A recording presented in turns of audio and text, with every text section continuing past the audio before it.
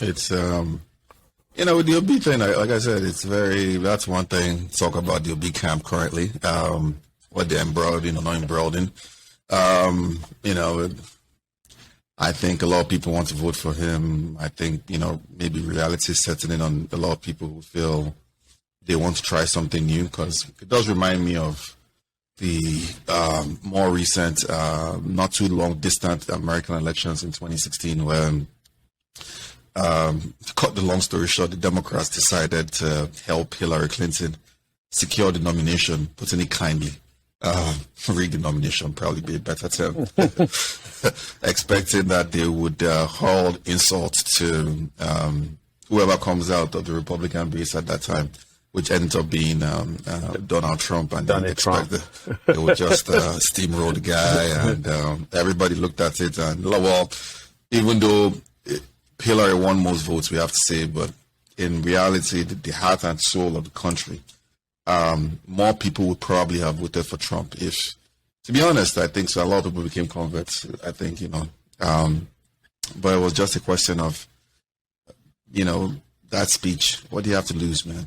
Yeah. So I feel like Peter Obi is at that stage where it's like, there's no argument to be made in terms of Atiku or Tinubu in being anything other than business as usual, and which we'll get to.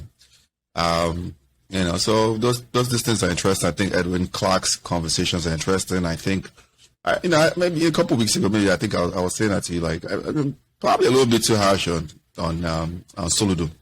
He's from an egalitarian society.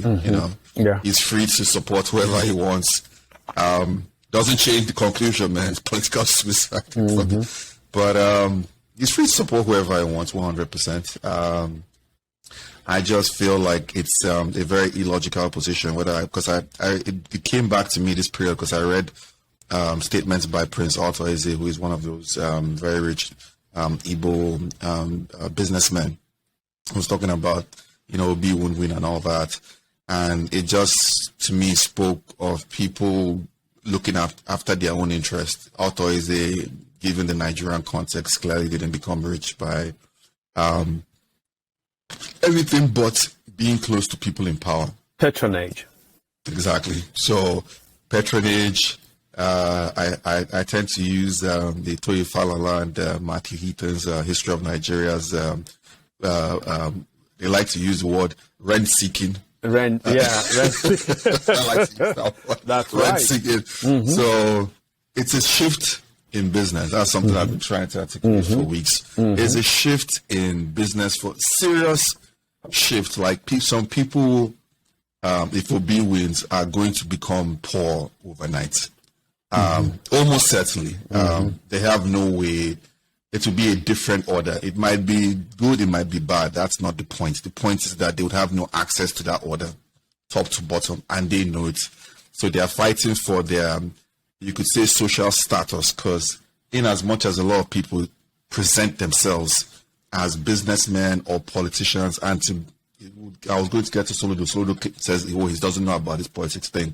But in as much as people present themselves, which he does, whether he knows or doesn't know, as politicians or businessmen or this thing, a lot of them are there by patronage. Arthur is there by patronage. I had this debates with a lot of people when Soludo won, and I said, and which is similar to what we are talking about in terms of Obi winning. I said, Soludo won based on a fraudulent foundation. And people said, well, they don't care. They got the golden child. I said, even if you sincerely believe that he's the golden child, he's on a fraudulent foundation. And what do I mean by a fraudulent foundation? I'd like to know. I'm curious. You have a guy who gets elected by zoning.